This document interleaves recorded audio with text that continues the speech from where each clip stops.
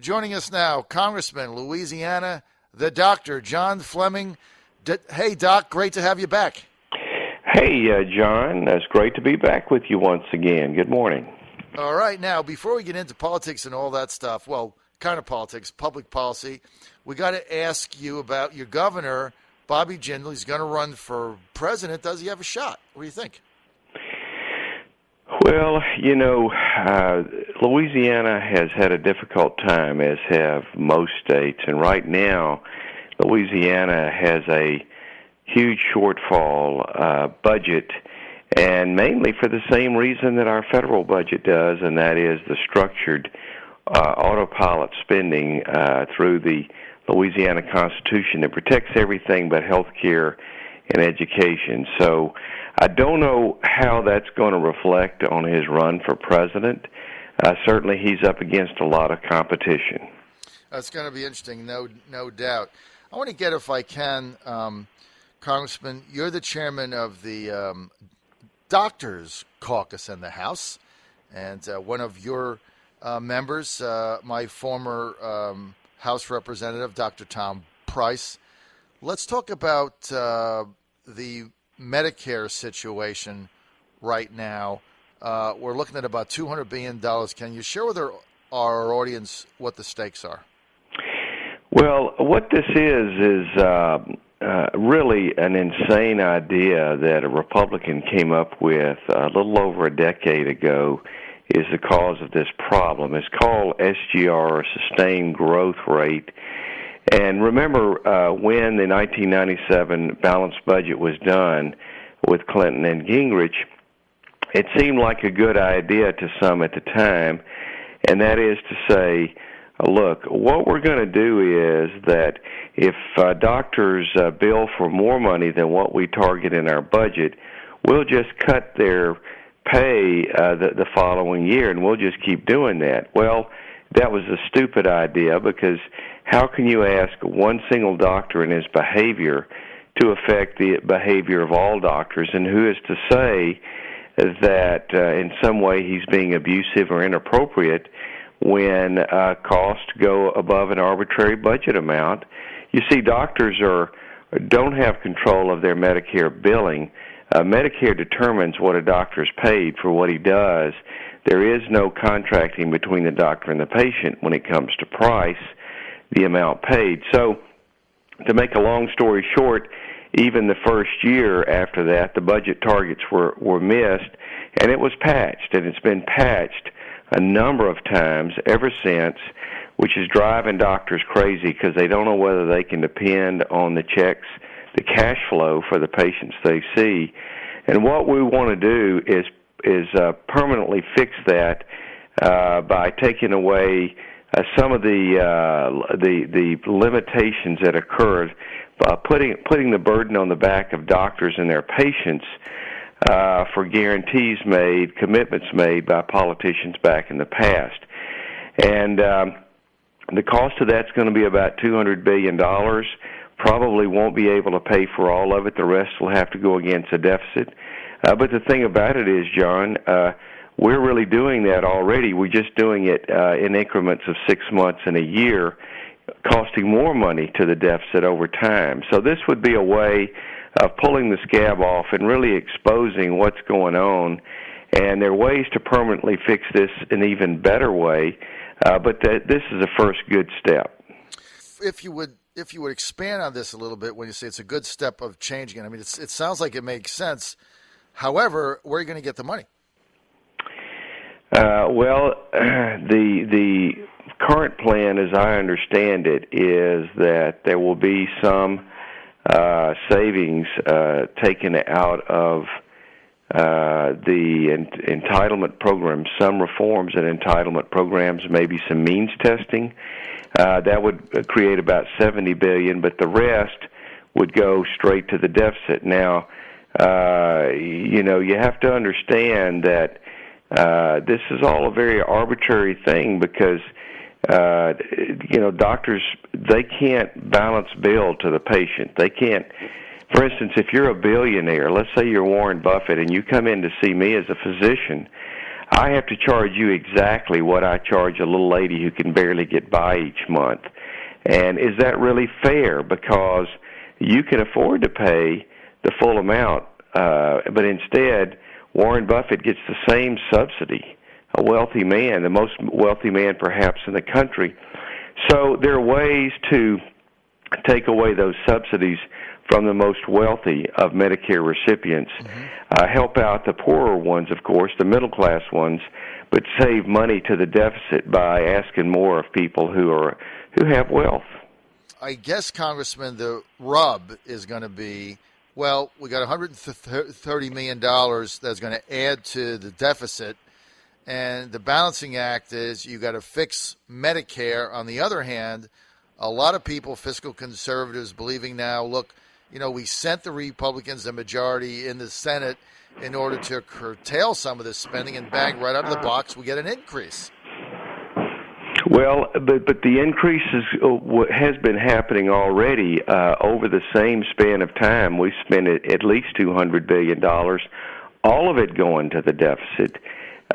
If we wanted to be honest about it, John, what we would do is we would simply say, look, this is the amount we're willing to spend on each Medicare patient, and everything above that you've got to get from the patient. But what we're doing, in fact, is saying no, anything extra is going to go either off the back of doctors or taxpayers or both. So all we're simply doing is putting honesty back in the system and saying, look, you're spending $200 billion every 10 years on this idiotic idea. All we're doing is coming clean with it, putting transparency on it, and we're going to try to pay for at least a third of it. Now, Dr. Fleming, getting to the bigger picture, you look at in the past two budget proposals that have come out, Paul Ryan, your colleague, has tried to address reforming entitlements. Of course, he does that. The TV talk shows on Sunday skewer him. Children are going to be starving on the street. I mean, we've gone through this so many times. Now the Republicans are saying, look, we're not going to tackle any of this stuff until after the 2016 election. But at the end of the day, we have an $18 trillion debt. We have another $1 trillion deficit in President Obama's plan. We've got about $127 trillion of unfunded mandates. At what point in time do we sit down and really tackle entitlements? It's going to take courage on the part of politicians, and frankly, Democrats are going to be the ones who are going to have to either come up with the courage or they're going to have to be replaced with Republicans, because Republicans are already on board. But remember, we don't run on the idea of putting more checks in the mailboxes. We run on the idea of balancing the budget and getting the country working again.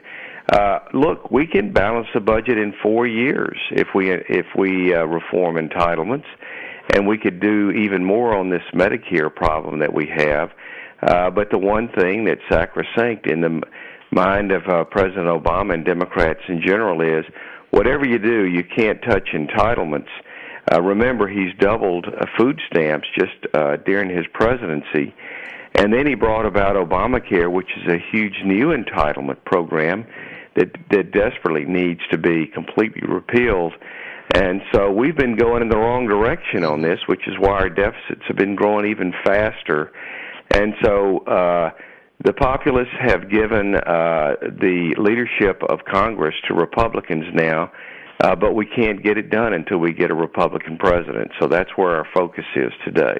So, Dr. Fleming, looking ahead of the next several months, when you look at the Republican situation now, there's a lot of conservatives that were upset with the DHS funding as it relates to not standing firm on President Obama's illegal action with amnesty. And there's a lot of conservatives, Dr. Fleming, saying, when is there going to be the hill to die on? Right? When is that? Yeah, well, I've been asking that question too. And remember that this battle really began with the Cromnibus last fall during the lame duck. And 66 of my fellow Republicans and myself, a total of 67, voted against the Cromnibus because we said that's the best place to make a stand to end the president's executive amnesty.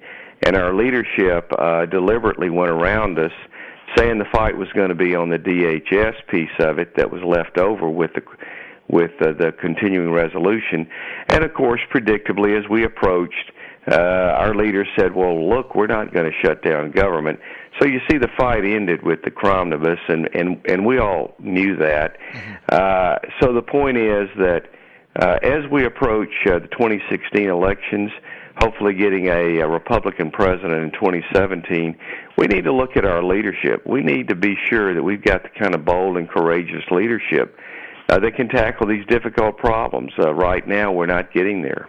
There's a lot of fear right now that many of these illegals that are in the United States that are going to be issued Social Security numbers and legal status driver's license, that many of them, one way or the other, Dr. Fleming, they're going to end up going to the polls in November. Although it's an illegal act, they've already committed to illegal acts. They got into the U.S. illegally. They got a job illegally. Their employer, they broke the law. So is there anything on the table or anybody looking at the fact that we might have this election in 2016 actually influenced by people participating in it that are not legally authorized to do so? How do you stop that? Well, there's no question that this 5 or 10 million illegals who are here under this program would receive, first of all, driver's licenses. Then they can get Social Security benefits. They can get tax refunds. They can get earned income tax credits. They can enjoy free health care. They can enjoy welfare and the many things that go with that. So in many states, the only thing required to vote is simply an ID. Well, they'll have one. So make no mistake about it, that this is part of a grand plan for the Democrat Party to make this nation into a single-party state, as they have already accomplished in California, and you see the devastating impact it's having there. The people who come across the border are hardworking family people. They have great values, and that's all well and good. But they're also very, very consistent Democrat voters. We know they come from cultures that look to government for solutions. And so the Democrat Party knows this, and they know that if they can't win elections using American citizens, this is a good way to go around that. So that's the reason why the good news about all of this is the courts have put a stay on the president's unlawful, unconstitutional executive amnesty. And we think we're going to win, but we hope that that stay isn't lifted, because a lot of damage can be done in the meantime. John Fleming, Dr. Republican, Louisiana, 4th District. How confident are you right now that stay is not going to get overturned? I'm pretty confident, to be honest with you. Well, because there is no question that this action is unconstitutional and unlawful. The president's discretionary ability within the laws of the United States are for the purpose of special cases, one-on-one situations, exceptional, extraordinary situations where you have a hardship or something like that. To suddenly say in a whole class of people just suddenly gets exempted from the law, you can't do that without an act of Congress, and that's what the president is attempting to do. So if you look at just the plain letter of the law, there's no way he can do this. And remember that we slapped the president down 13 times and counting on unconstitutional acts before the Supreme Court. So we keep winning on these things, but you never can be 100% confident. That's why we need to stay focused on this. And also, this is in the Fifth Circuit, which is one of the more conservative circuits. Eventually, this thing will make it to the Supreme Court, but it's likely this president will no longer be in office by the time it gets ruled upon. So it sounds like, Dr. Fleming, that you're confident that the stay is going to not be overturned until it gets all the way up to the Supreme Court, obviously, and then after that, it'll be 2017 anyway, right? Yes, unless it's fast tracked for some reason, but there's no reason to do that. And remember, the purpose of a stay is to maintain the status quo, because moving forward on something, if it could cause irreparable harm, means that it's better to remain at a status quo, that is, the conditions before the change, until the controversy is decided. And there's no question there would be irreparable harm if we, in a sense, legalize 5 to 10 million illegals who are here. There's no way to unring that bell, and it would have a huge negative impact on our, going back to our entitlement system. These people would be heavily utilizing that, again, creating an even bigger budgetary problem. So common sense, the plain letter of the law suggests that that's what should happen. So that's a reason for my confidence. But once again, no one can be 100% confident on anything when it comes to the courts. You got that right, and you also nailed it. This is the only thing out there that is truly irrevocable. We're out of time. We want to thank Dr. John Fleming for being with us, Congressman, Louisiana, 4th District Republican. Want info? Fleming.house.gov. We're out of time.